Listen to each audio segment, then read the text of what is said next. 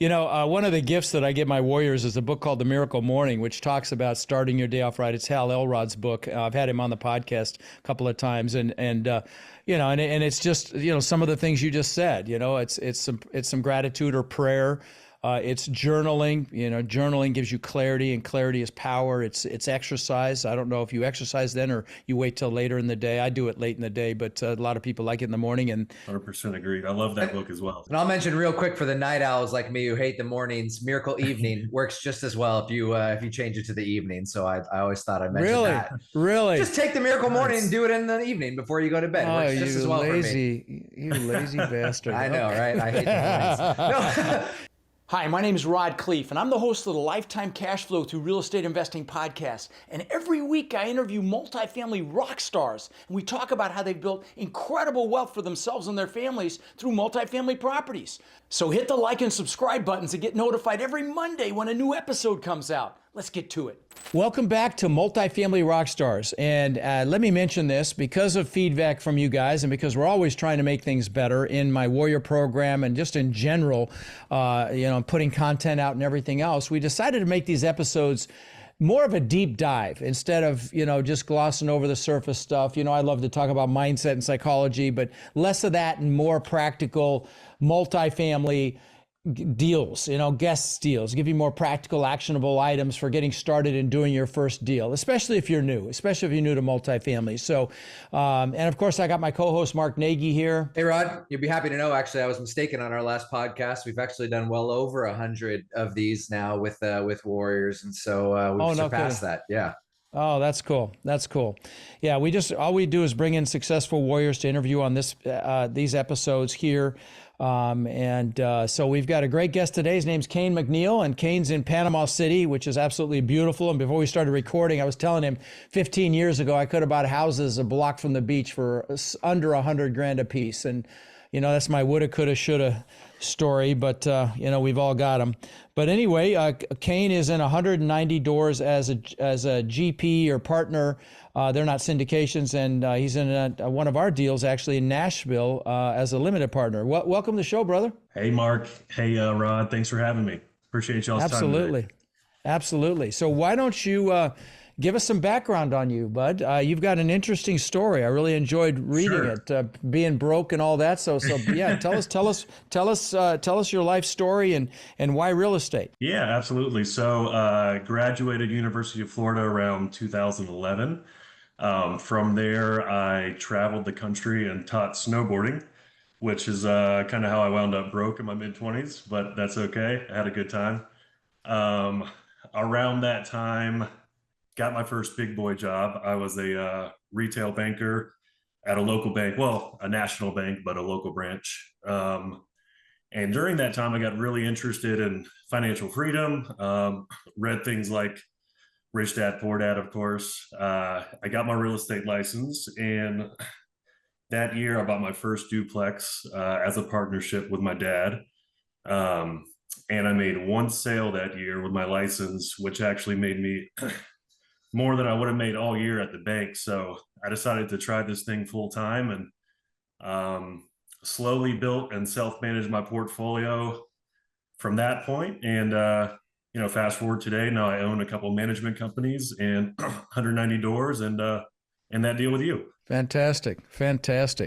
So you were broke at age 25, snowboarding. It's funny. I literally just had somebody here on my couch that was an expert in wakeboarding. I mean, like a big deal. And of course, now I forgot his freaking name. But anyway, I forgot what I had for breakfast. So that's not surprising. So, I know that you competitively bodybuild, and you talk about how that discipline, which takes a lot of discipline, has helped you in your real estate career. Can you elaborate on that? Yeah, I'd say the structure that allowed, that kind of set my life up to be lived has helped in business and all aspects of life, I'd say, my family life and everything. But really one of the big things I think the bodybuilding led to was waking up early. And I think you hear it so many times now, it's kind of cliche though, but it's really helped me. It's like starting off the day early and being able to be proactive and intentional with my time rather than rolling out the door late and being kind of reactive to the world, consistently over time seems to work, you know. What are some of those things you're doing at that time? I'm sure you're not talking to brokers at 4 a.m. in the morning. So what do you typically get done that helps you get ahead for the day and make progress? Sure. I like to, a big thing I like to do is say my gratitudes at that time. It's kind of a peaceful time in the morning. It gets my mind set in a good space for the day. That's the time I have my to-do list each day, and I'll start on that. If it's emails, if it's reviewing the work for the day, and kind of setting up my day, eating my first meal, of course. And a few hours later, my daughter and wife get up, and it's time to help the daughter get to school and then get out the door to work. How old's your daughter? She's 7. What a blessing. What a blessing. You know, one of the gifts that I give my warriors is a book called The Miracle Morning, which talks about starting your day off right. It's Hal Elrod's book. I've had him on the podcast a couple of times, and you know, and it's just, you know, some of the things you just said, you know, it's some gratitude or prayer. It's journaling. You know, journaling gives you clarity, and clarity is power. It's exercise. I don't know if you exercise then or you wait till later in the day. I do it late in the day, but a lot of people like it in the morning. And you know, and what am I forgetting? There's like one other thing he calls it. Yeah, I forgot what the other thing is. But yeah, that's a fantastic way to start the day off. And gratitude's a huge thing as well. You know, I have my cold plunge now. I just got in, you know, earlier for 5 minutes at 50 degrees, and I always do gratitude. That's my cue to do gratitude. And you know, when you start your day off that way, you're going to have a great day. It's inevitable that you're going to have a great day. So 100% agreed. I love that book as well. It's a great book. Yeah. And I'll mention real quick for the night owls like me who hate the mornings, Miracle Evening works just as well if you change it to the evening. So I always thought I'd mention that. Really? Just take the Miracle Morning and do it in the evening before you go to bed. It works just as well for me. You lazy bastard. I know, right? I hate the mornings. No, one thing I was curious about, Cain, the management company, you manage over 1,400 units. Now, kind of walk me through that thought process. Did you get into that before you started expanding into multifamily? Did that come afterwards?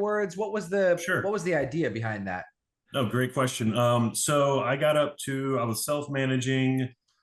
I was up to 37 doors at the time. And as a sales agent locally, I've really focused on smaller multifamily deals. I brokered a lot of, say, 4 to 50 units, just because that's kind of how my local market is, and mobile home parks as well.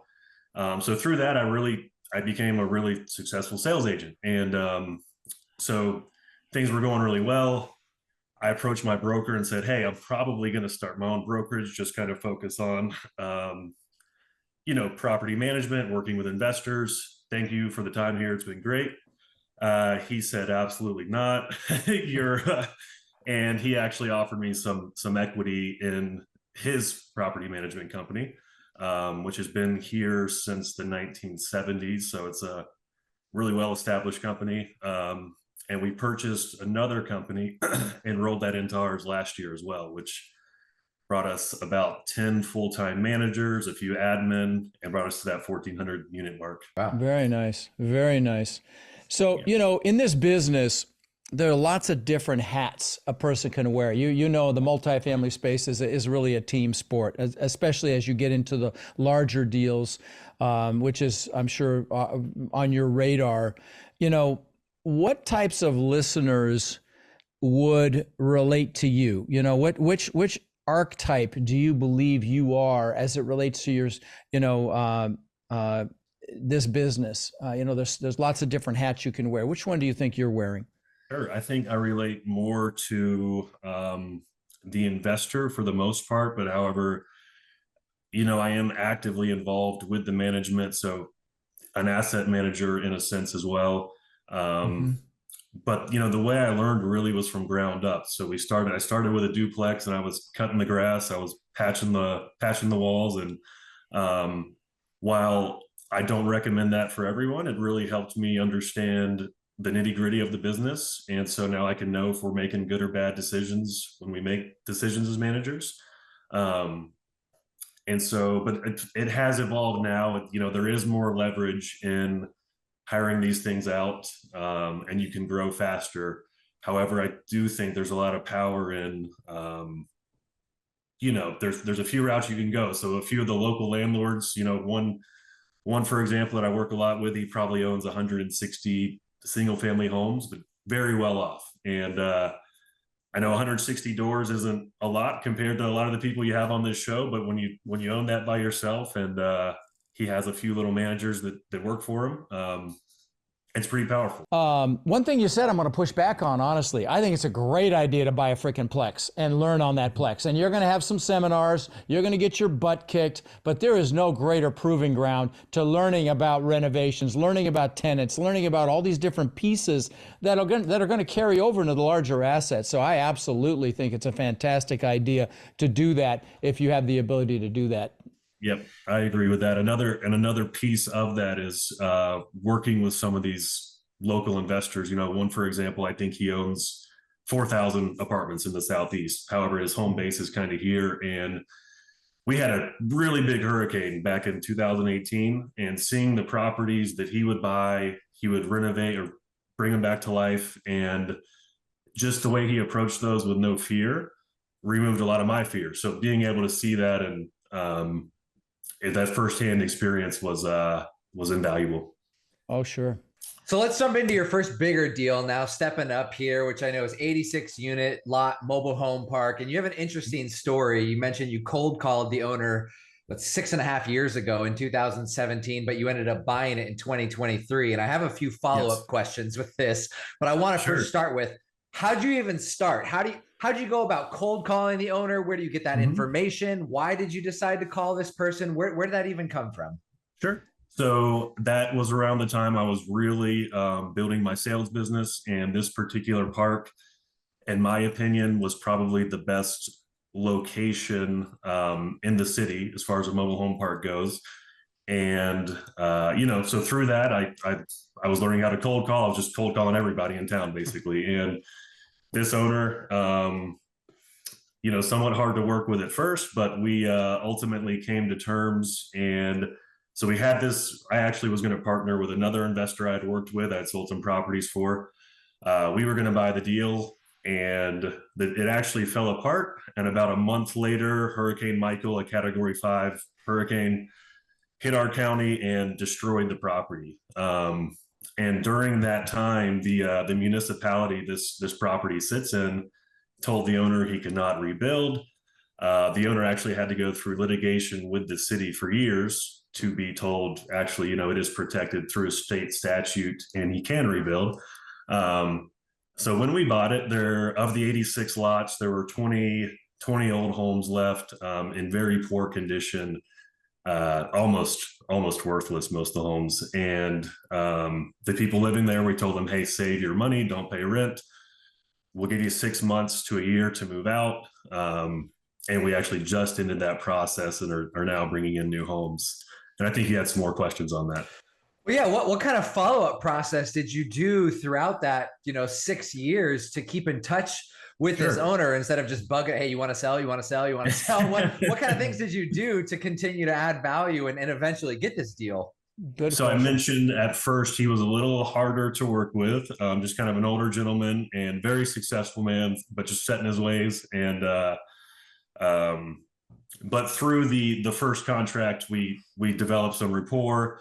The deal fell apart. We probably weren't the best of friends at that time. But then after the hurricane hit our area really came together, just as catastrophes seem to do. And so we would bounce ideas off each other over the next few years. It may not even be related to that property, but I'd kind of ask, hey, what's going on? Is the city still giving you a hard time? And it was just through that. And he actually had the property listed with another broker for probably a year and a half before we ended up buying it. So during that time, I would touch base with the broker, hey, are these issues removed?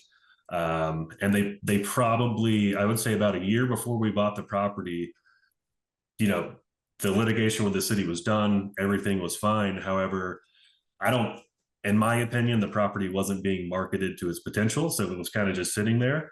And I think it's one of those deals that someone local would see the value more so because it's such a big turnaround.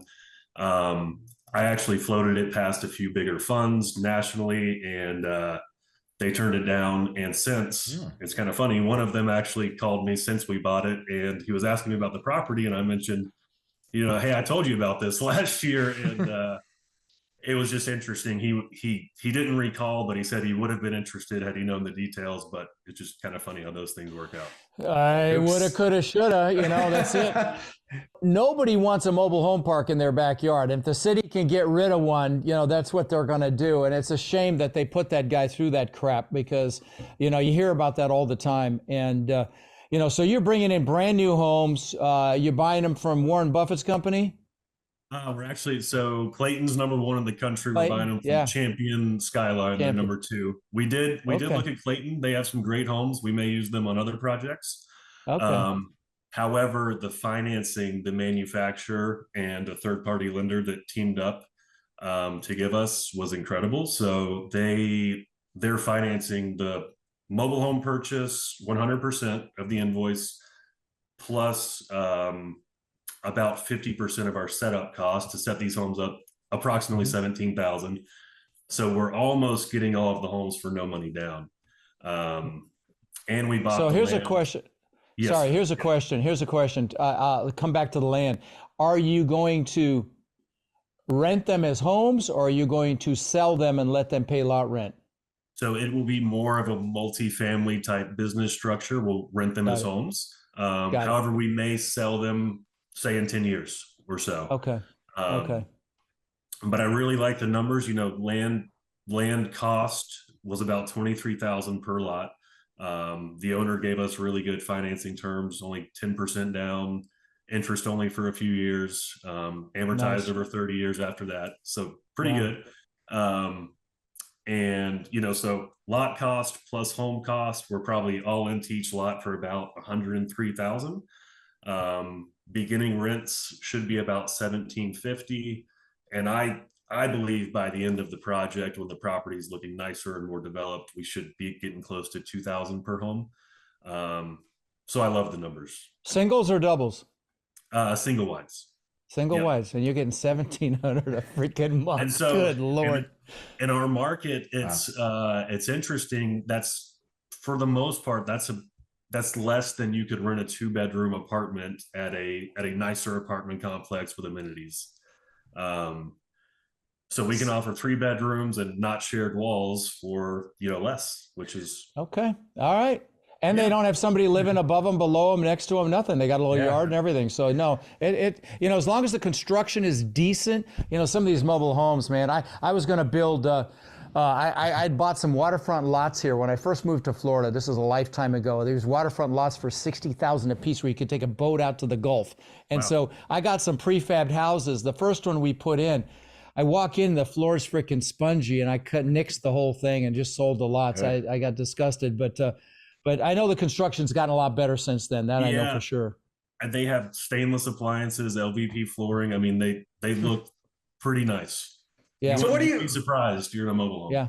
What do you think you saw in this deal that other people didn't, that passed on it? What was it, your management experience that helped you kind of get in some things that other people didn't see, or what was it that made this a deal? I think that I guess this has been an advantage for me, and also probably held me back in some ways, as I've been hyper focused on my local market, just both with my brokerage and investing. And that's probably limited me. I could probably grow faster by syndicating and going outwards. However, I think on the advantage side this is a good example where to the outsider, this, what is this? This is a piece of land that needs complete redevelopment. It's going to take forever, and I'm not even sure I can recoup my capital. But I just think it took someone seeing, for example, I can rent these homes out for less than a 2-bedroom apartment. I'm not sure. I am still surprised that no one bought it.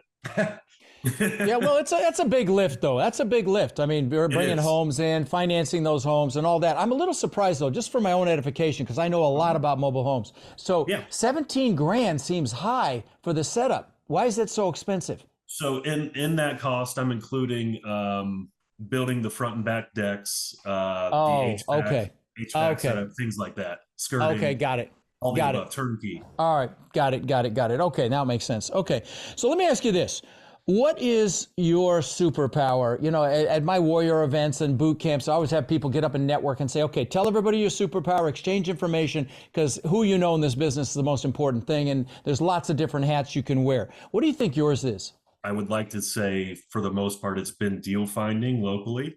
And that's just been through, but I think my superpower in that is absolute persistence in what I do. I think a little bit each day goes such a long way over time.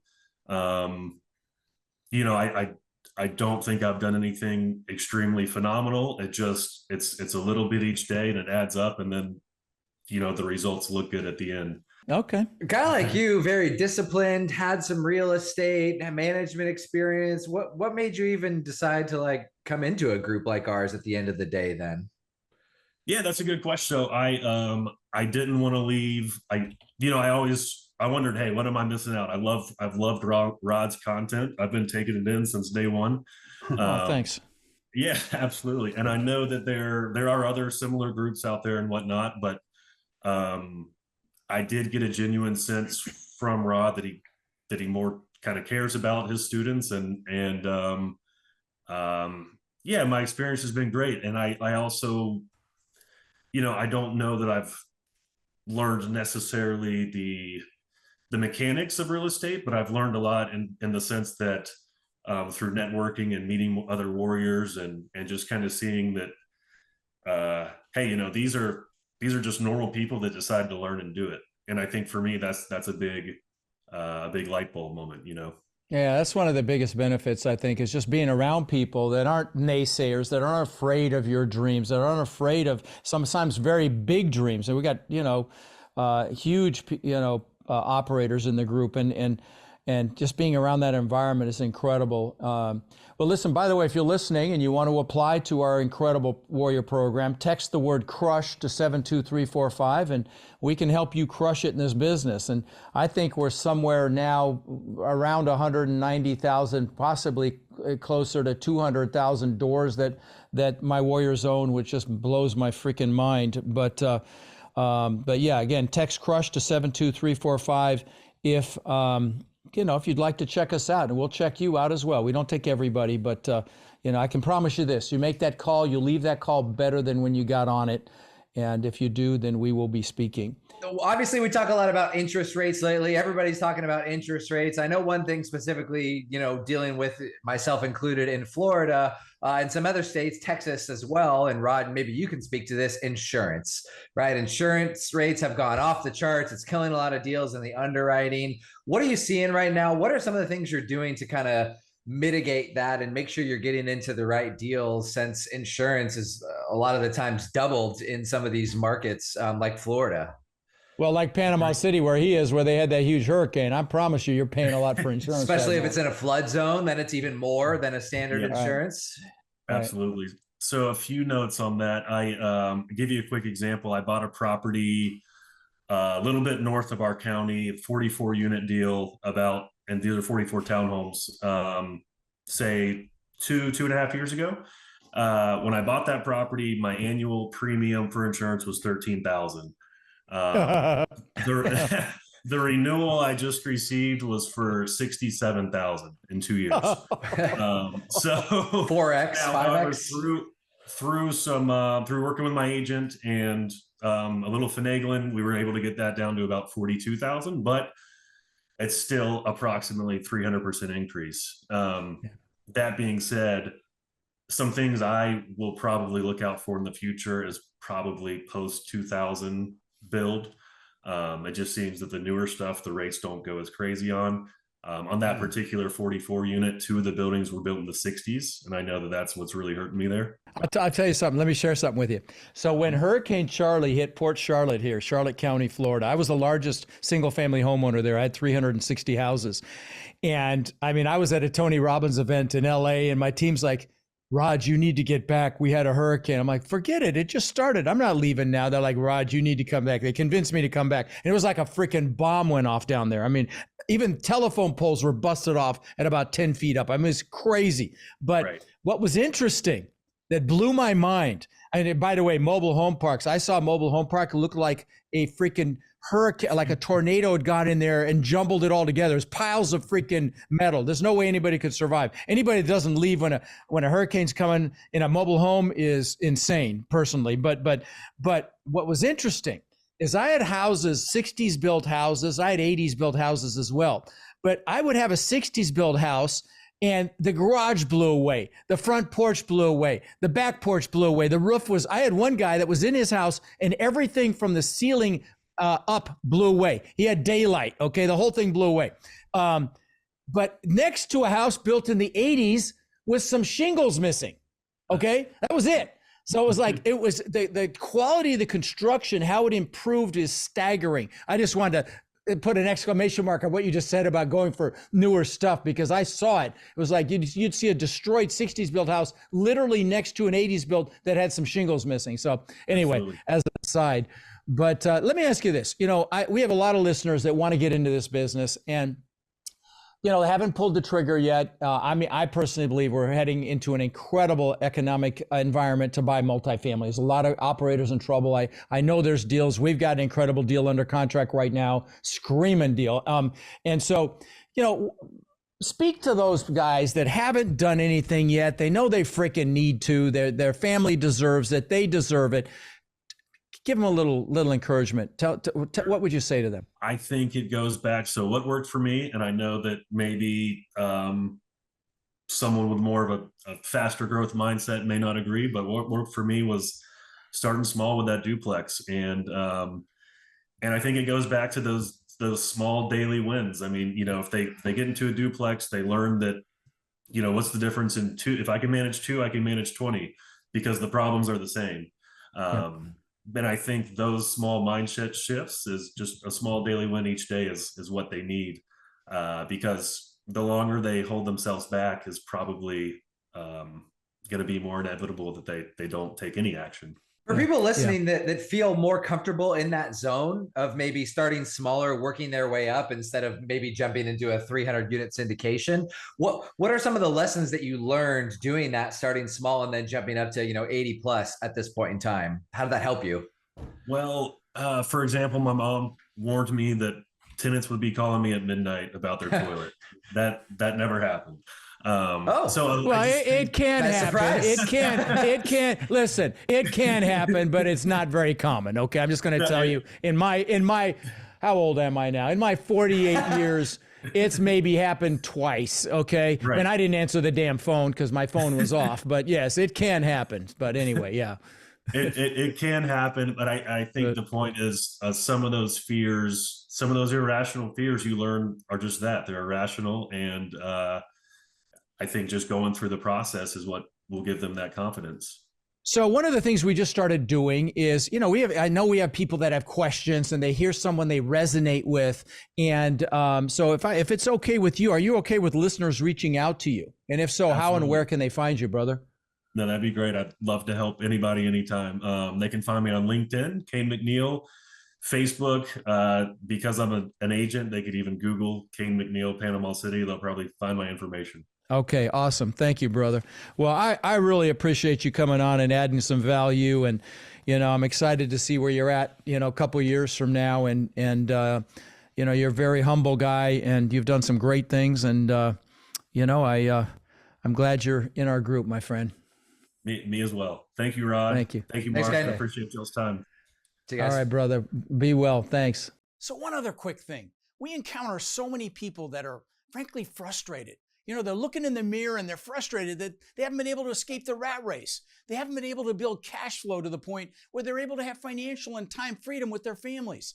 And maybe they see other people buying real estate and creating, incredible cash flow. And they think, well, it's just scary. Buying apartments is intimidating. And I get it. See, that's why we created our Warrior Mentorship Program. They're our coaching students and they've had extraordinary results. My students, I've been teaching about 5 years and they own upwards of 140,000 units now that we know of, right? And we feel like it's just getting going. Now we're looking to grow this group and really take it to the next level. And honestly believe that the greatest transfer of wealth could be upon us right now with this current economic environment. Everything's going on sale. So we're looking for people who want to follow a proven framework, really like a blueprint or a map, literally step by step. And then they're able to leverage our systems and our incredible network to raise money and equity, to find deals and close those deals and build partnerships, really nationwide. So if you're interested in finding out more about how you can become more in our incredible network and take advantage of the unbelievable opportunities that are upon us, you can apply to my Warrior Mentorship Program by texting the word CRUSH to 72345, or you can go to mentorwithrod.com. And what we'll do is we'll set up a call so you can check us out and we can check you out and see if it's a fit. Now, again, you can go to mentorwithrod.com or text the word CRUSH to 72345 to apply, and we will speak soon.